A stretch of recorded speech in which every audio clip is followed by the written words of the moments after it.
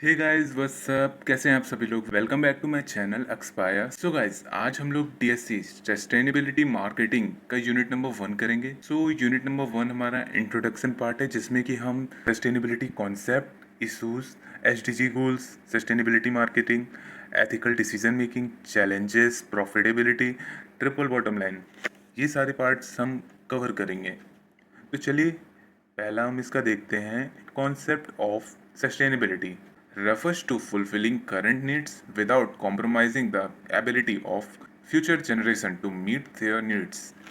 इसमें हमें ये बताया गया है कि हमें अपनी करंट नीड्स तो फुलफिल करनी है, बट फ्यूचर जनरेशन के लिए भी हमें सामान रखना है कि उनकी नीड्स भी फुलफिल हो जाएं। जैसे कि पेट्रोल है, अगर हम ही सारा पेट्रोल ख़त्म कर लेंगे तो हमारी फ्यूचर जनरेशन क्या ख़त्म करेगी? वो पेट्रोल का फ़ायदा कैसे उठाएगी? उनकी नीड्स कैसे कंप्लीट होंगी? तो इसलिए इसमें ये कहा गया है। सेकंड है emphasise long term ecological balance and intergenerational equity.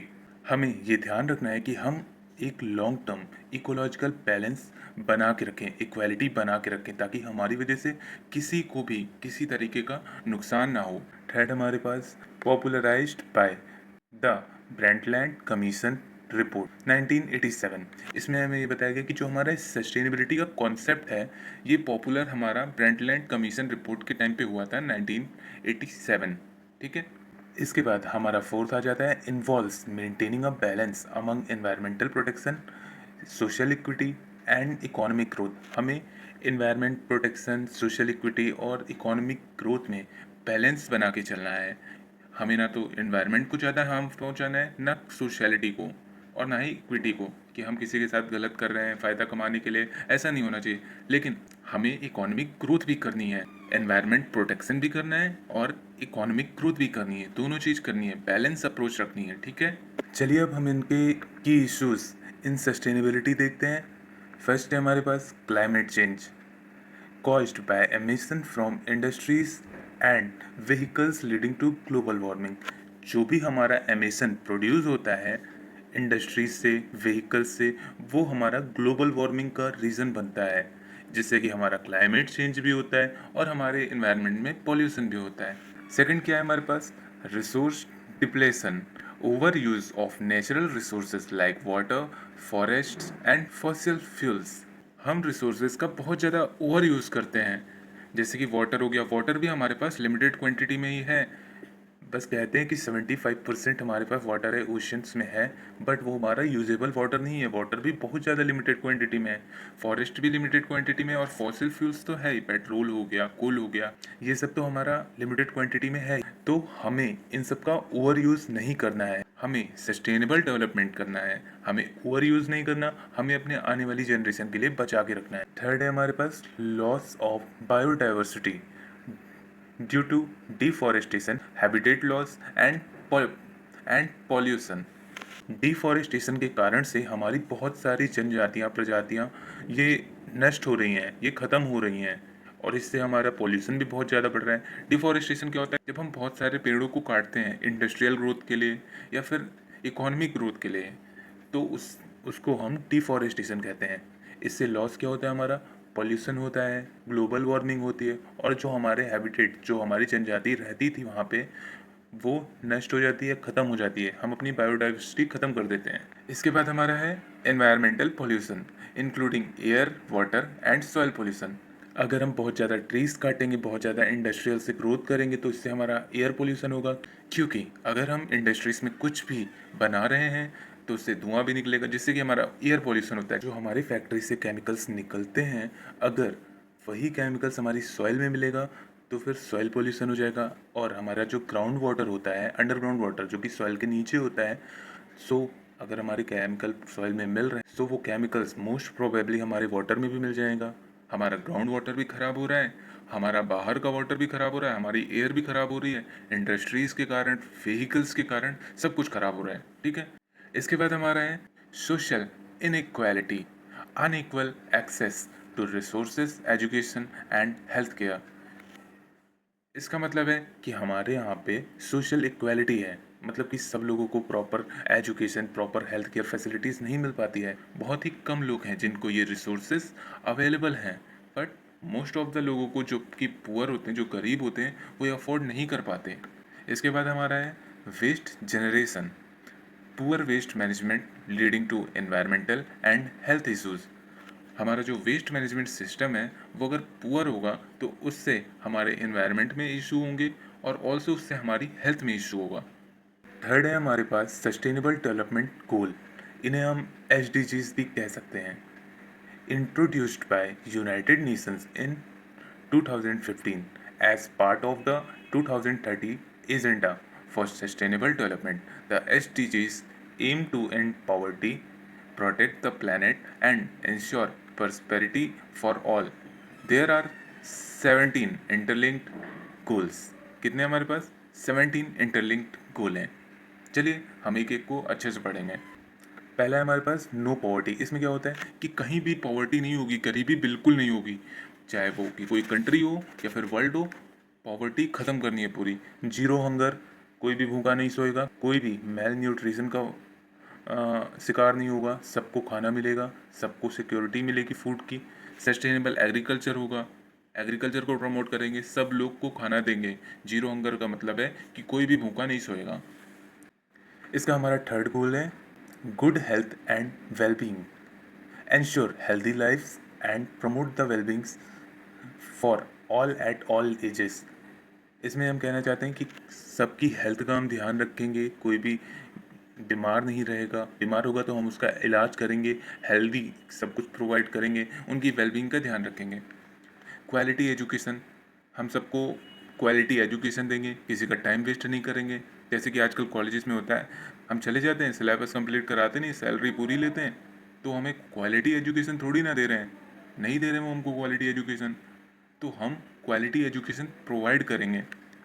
Fifth है हमारे पास जेंडर इक्वालिटी। इसमें क्या है कि किसी के साथ भी अनइक्वालिटी नहीं होगी on the basis of gender. जैसे कि लड़का है तो सिर्फ उसी को जॉब करने का हक नहीं है, लड़कियों को भी जॉब करने का हक है। लड़की हैं, वो अगर खाना बना रही है तो फिर कोई वो ज़रूरी नहीं है कि सिर्फ वही खाना बनाएगा, वही खाना बनाएगी वो लड़की है, नहीं। अगर मेल फ्री है तो मेल बनाएगा, लड़की फ्री है लड़की बनाएगी, दोनों में जेंडर इक्वालिटी होनी चाहिए। वो बात अलग है नहीं, हर चीज़ में है, लेकिन अगर लड़का लड़की को मार दे तो कुट जाएगा, लेकिन लड़की लड़के को मार दे तो फिर भी लड़का कुटेगा, मतलब कि हमेशा लड़के कुटेंगे। सेवेंथ में हमारे पास affordable and clean energy, ensure access to affordable, reliable, sustainable and modern energy.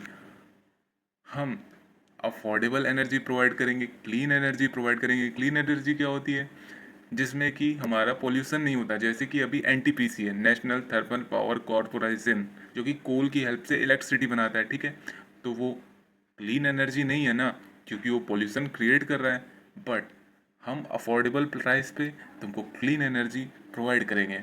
Eighth क्या है हमारे पास? Decent work and economic growth. हम डिसेंट वर्क्स के साथ इकोनॉमिक ग्रोथ करेंगे, कोई भी झोल झाल नहीं करेंगे, किसी के साथ हम मारा पीटी नहीं करेंगे, छीना झपटी नहीं करेंगे, कुछ भी गलत नहीं करेंगे। नाइन्थ क्या हमारे पास? Industry innovation and infrastructure. हम अपनी इंडस्ट्री का इनोवेशन करेंगे, इंफ्रास्ट्रक्चर का इनोवेशन करेंगे, हर चीज़ का इनोवेशन करेंगे और इन्वायरमेंट का ध्यान रख के करेंगे। एट्थ है हमारे पास रिड्यूस इनइक्वालिटी। जितनी भी इनइक्वालिटी है कंट्रीज़ में, लोगों में, देशों में, जो भी कुछ है इनइक्वालिटी का, वो सब कुछ हम रिड्यूस कर देंगे। 11th है हमारे पास sustainable cities and community, make cities inclusive, safe, resilient and sustainable. हम सिटीज़ को सेफ बनाएंगे, इंक्लूसिव बनाएंगे, सस्टेनेबल बनाएंगे। सस्टेनेबल मतलब हम सारा सामान खुद नहीं खा जाएंगे, बाकी अपने आने वाली जनरेशन के लिए भी रखेंगे। हम अपने एनवायरनमेंट का ध्यान रखेंगे अपनी सिटी में, हम अपने पानी का ध्यान रखेंगे, मिट्टी का ध्यान रखेंगे, सब चीज़ का ध्यान रखेंगे, सिटीज़ को सस्टेनेबल बनाएंगे। 12th में हमारे पास responsible consumption and production, ensure sustainable consumption and production pattern. मतलब कि हम कंज्यूम भी करेंगे तो सस्टेन करेंगे, प्रोड्यूस भी करेंगे तो सस्टेन करेंगे। जैसे कि मेरे पास गाड़ी है तो मैं ई व्हीकल्स यूज़ करूँगा। अगर मेरे पास मुझे कहीं जाना है तो मैं ई व्हीकल्स का यूज़ करूँगा, ई व्हीकल्स का यूज़ करूँगा। जैसे इलेक्ट्रिक स्कूटी हो गई, इलेक्ट्रिक कार हो गई, तो मैं यहाँ कंज्यूमसन अपना सस्टेनेबल कर रहा हूँ। प्रोडक्शन, जो मैं प्रोड्यूस करूँगा वो भी सस्टेनेबल पैटर्न में करूँगा।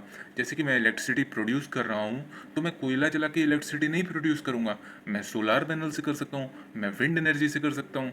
तो ऐसे हमारा सस्टेनेबल प्रोडक्शन भी हो जाता है।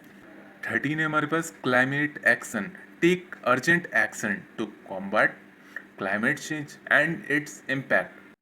हम ऐसा कोई भी काम नहीं करेंगे जिससे कि क्लाइमेट चेंज हो, जैसे कि हम ज़्यादा पोल्यूशन नहीं करेंगे, ग्लोबल वार्मिंग नहीं फैलाएंगे, या फिर हम अपने पानी को, सॉइल को गंदा नहीं करेंगे। अगर हम ऐसा नहीं करेंगे तो हमारा क्लाइमेट कोई एक्शन नहीं लेगा, वो अपने तरीके से वो काम करेगा। बट अगर हम क्लाइमेट में झोल झाल कर रहे हैं, इधर उधर कर रहे हैं अपनी अर्थ पे, तो क्लाइमेट भी तो एक्शन लेगा ना, तो हम ऐसा कुछ नहीं करेंगे। 14th क्या है हमारा, life below water, conserve and sustainably use ocean seas and marine resource. हम अपने वाटर का कंजर्व करेंगे, उनका सस्टेनेबली यूज़ करेंगे। जैसे हमारा ओशन का वाटर हो गया, सी वाटर हो गया, या फिर मरीन रिसोर्सेज से जो भी वाटर आ रहा है, हम उनका सस्टेनेबल यूज़ करेंगे ताकि हमारी आने वाली जो जनरेशन है वो भी पानी पी सके। और हाँ, हम उन सब लोगों को, उन सब जीवों को कंजर्व करेंगे जो भी पानी के अंदर रहते हैं। यही मेन मोटो रहेगा हमारे लाइफ बिलो वाटर का। ऐसा नहीं है कि जितनी भी मछली रहती हैं हम इतना गंदगी फैला दें पानी में कि मछली ही मर जाए सारी। ऐसा नहीं होना चाहिए। जितनी भी पानी के नीचे जिंदगियां हैं, हम उनको कंजर्व करेंगे और वाटर को सस्टेनेबल यूज़ करेंगे। ठीक है। 15 क्या है हमारे पास, life on land, sustainably manage forests, combat desertification, half biodiversity lose. हम अपने लैंड पे जितनी भी लाइफ रहती हैं, जितने भी एनिमल्स रहते हैं, हम उनका सस्टेनेबली मैनेज करेंगे। मतलब कि हम उनका ध्यान रखेंगे। फॉरेस्ट में अगर एनिमल्स रहते हैं, हमारी बायोडाइवर्सिटी रहती है, तो हम फॉरेस्ट को काटेंगे नहीं, हम उनका ध्यान रखेंगे। 16 क्या हमारे पास, peace justice and strong institutions, promote peaceful societies, provide access to justice. जितनी भी पीसफुल सोसाइटीज़ हम उनको प्रमोट करेंगे, और अगर किसी के साथ कुछ गलत हो रहा है तो हम उसको जस्टिस दिलाएंगे। 17 में हमारे पास क्या है, partnerships for the goals, strength global partnership for sustainable development. हम पार्टनरशिप में मिलके, सारे देश पार्टनरशिप में मिलके काम करेंगे, एक ग्लोबल पार्टनरशिप बना के, कि 2030 तक हमको ये सब करना ही है। वो बात अलग है, इंडिया में वो सब होने वाला नहीं है, क्योंकि जैसे हालात चल रहे हैं ना अभी, ऐसा कुछ होने वाला नहीं है, तो बहुत अभी टाइम लगेगा।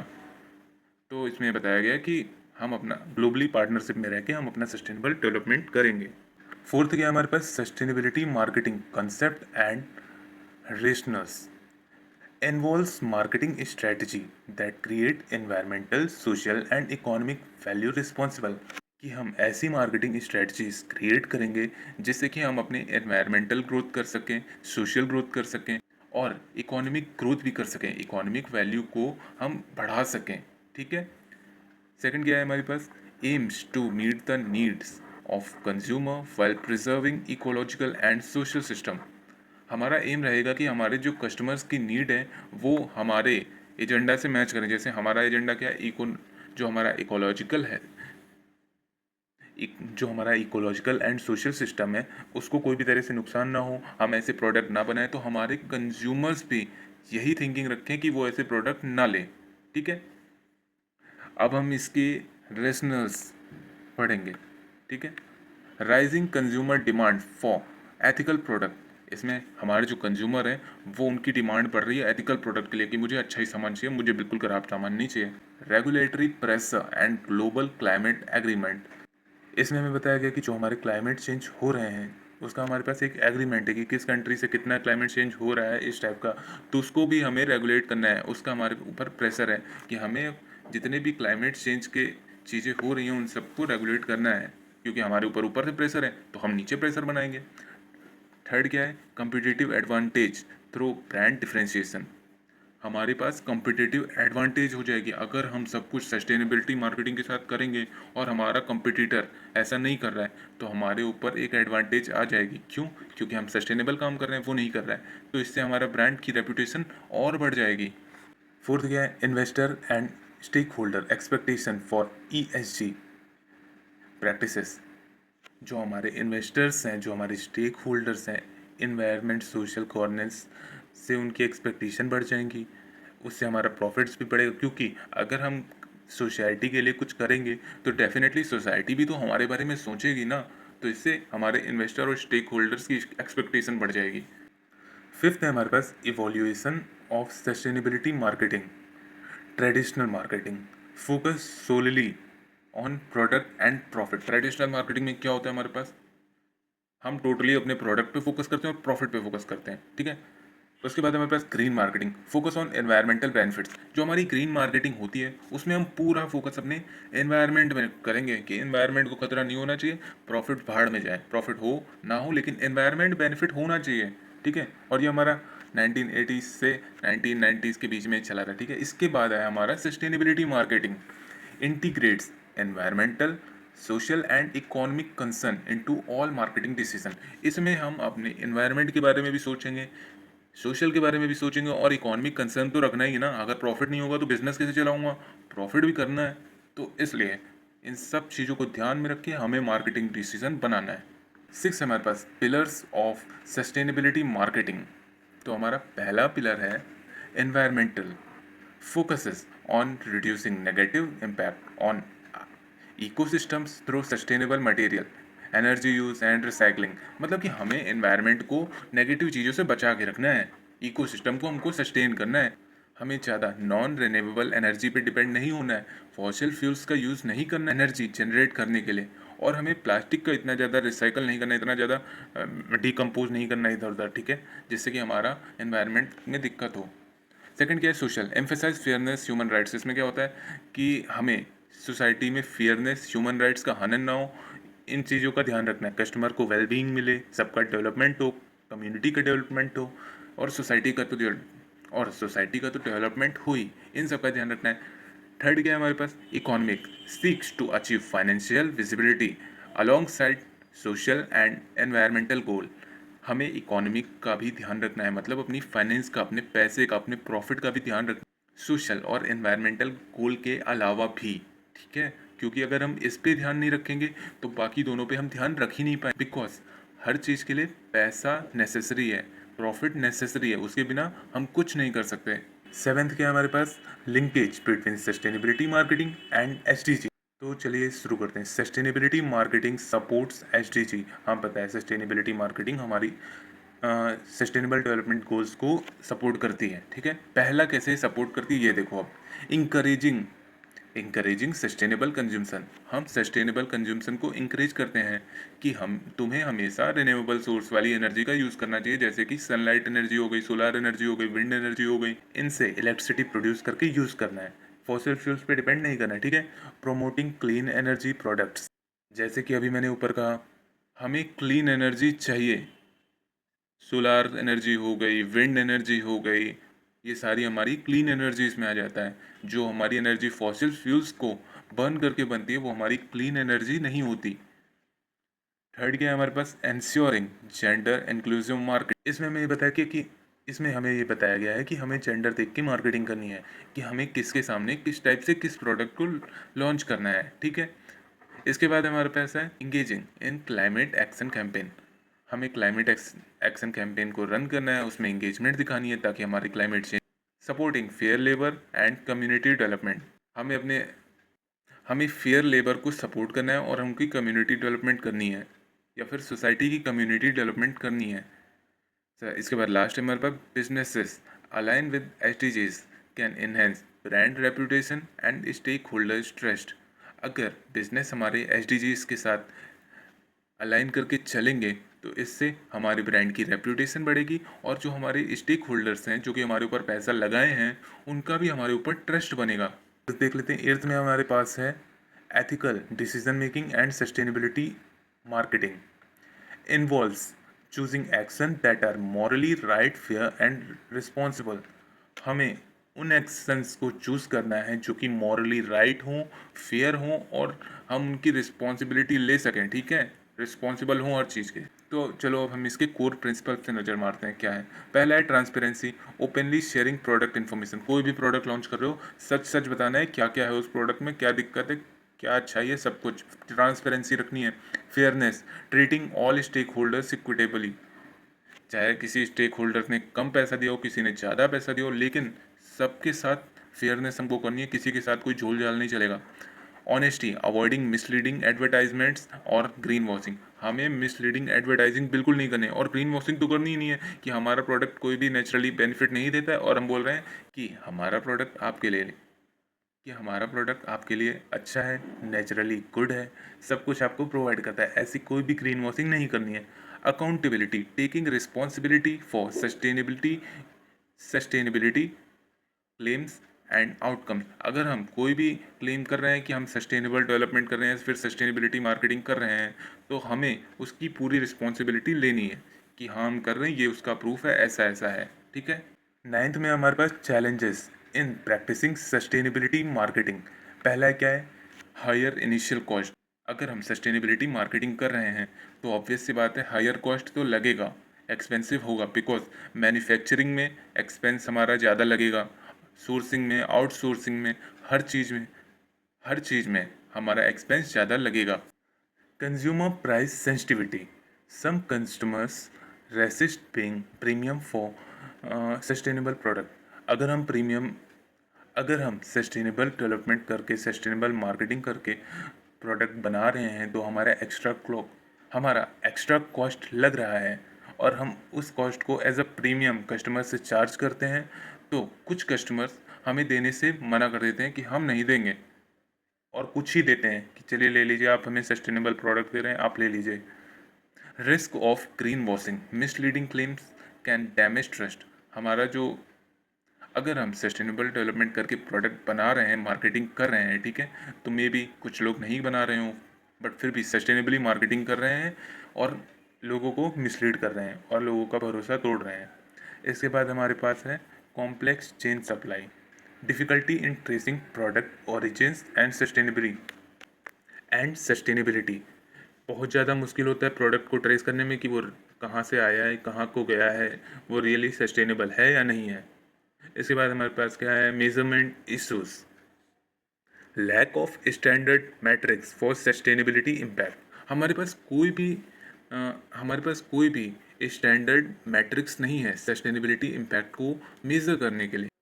इसके बाद हमारा है इंटरनल रेसिस्टेंस, मैनेजमेंट और stakeholders reluctant to shift from profit first approach. हमारा जो मैनेजमेंट होता है और स्टेक होल्डर्स होते हैं वो मना कर देते हैं कि नहीं, हमें प्रॉफिट को फर्स्ट रखना है, हमारा पहला अप्रोच प्रॉफिट होना चाहिए, उसके बाद हम सस्टेनेबल डेवलपमेंट के बारे में या सस्टेनेबिलिटी मार्केटिंग के बारे में सोचेंगे, लेकिन पहले प्रॉफिट। तो वो सस्टेनेबिलिटी मार्केटिंग करने से मना कर। टेंथ है हमारे पास sustainability and profitability, once seen as conflicting, now increasing aligned। एक बार हमने देखा कि ये बहुत ज़्यादा कॉन्फ्लिक्ट क्रिएट किया, लेकिन अब हम देखेंगे कि जब एक बार ये अलाइन हो गए हैं तो कितना ज़्यादा बेनिफिशियल है हमारे लिए और हमारी सोसाइटी के लिए। सेकंड क्या है? Long term benefits of sustainability includes, मतलब कि इसमें बहुत सारे लॉन्ग टर्म बेनिफिट्स ये अपने अंदर इंक्लूड करके रखती हैं। चलो अब देख लेते हैं कि कौन कौन से हमको सस्टेनेबिलिटी के बेनिफिट्स देते हैं, ठीक है। Operational cost reduction through resource efficiency, जो हमारी ऑपरेशनल कॉस्ट है उसको रिड्यूस कर देता है थ्रू रिसोर्स एफिशिएंसी, क्योंकि रिसोर्स हमारे सस्ते हो जाते हैं। जैसे कि हम अभी सोलार एनर्जी पे यूज़ करें तो ऑब्वियस सी बात है, एनटीपीसी से तो सस्ती ही है ना, जो हमारी कोल को बर्न करके जो हमारा इलेक्ट्रिसिटी बन रहा है उससे तो सस्ता ही है। इसके बाद है क्या? इसके बाद क्या है? Risk mitigation and regulatory compliance. Risk mitigation का कम हो जाता है, कंप्लायंस जो हम बनाते हैं उसमें रेगुलेटरी आ जाती है, ठीक है। Enhance customer loyalty and brand image, एक बार हम सस्टेनेबिलिटी मार्केटिंग करेंगे हमारी रेपुटेशन कस्टमर की दिमाग में बढ़ जाएगी, ठीक है, हमारे कस्टमर की लॉयल्टी हमारे लिए बढ़ जाएगी, तो एट द एंड हमारी ब्रांड इमेज बढ़ जाएगी, ठीक है। Attraction of sustainable investors and ESG funds. अगर हम सस्टेनेबल डेवलपमेंट करेंगे तो जो सस्टेनेबल इन्वेस्टर्स होते हैं वो हमारी कंपनी में इन्वेस्ट करना चाहेंगे और हमें ईएसजी फंड्स भी मिलेंगे। अब इस यूनिट का लास्ट टॉपिक हम देखेंगे, ट्रिपल बॉटम लाइन, ठीक है। अ sustainability framework that evaluate business performance on 3 dimension. ये एक सस्टेनेबिलिटी फ्रेमवर्क होता है जो कि हमारी बिजनेस की परफॉर्मेंस को 3 डायमेंशंस में डिवाइड करके रखता है, ठीक है। पहला क्या है हमारे पास? पीपल, सोशल, हम इनको कह सकते हैं सोशल, पीपल, कुछ भी कह लो, ठीक है।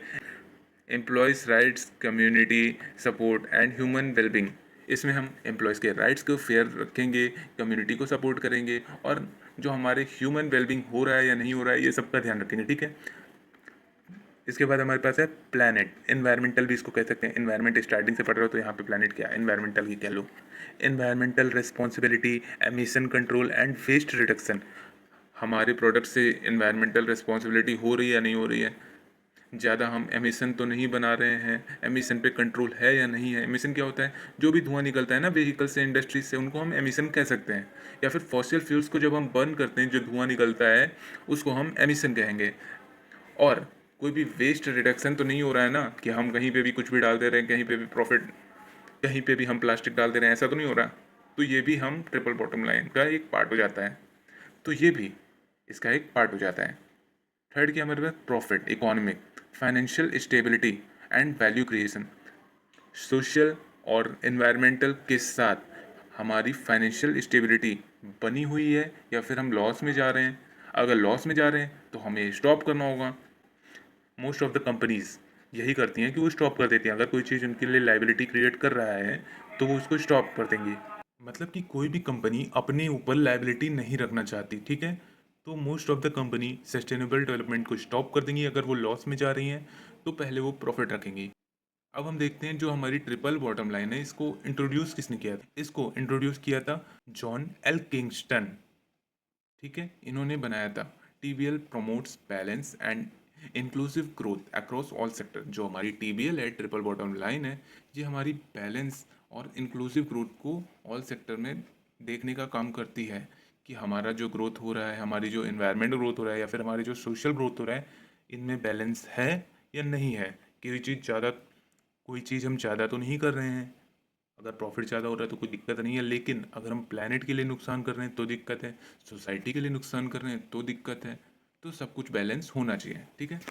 होप गाइज आपको वीडियो अच्छी लगी हो। अगर आपको वीडियो अच्छी लगी हो तो please like share and subscribe. Thanks for watching.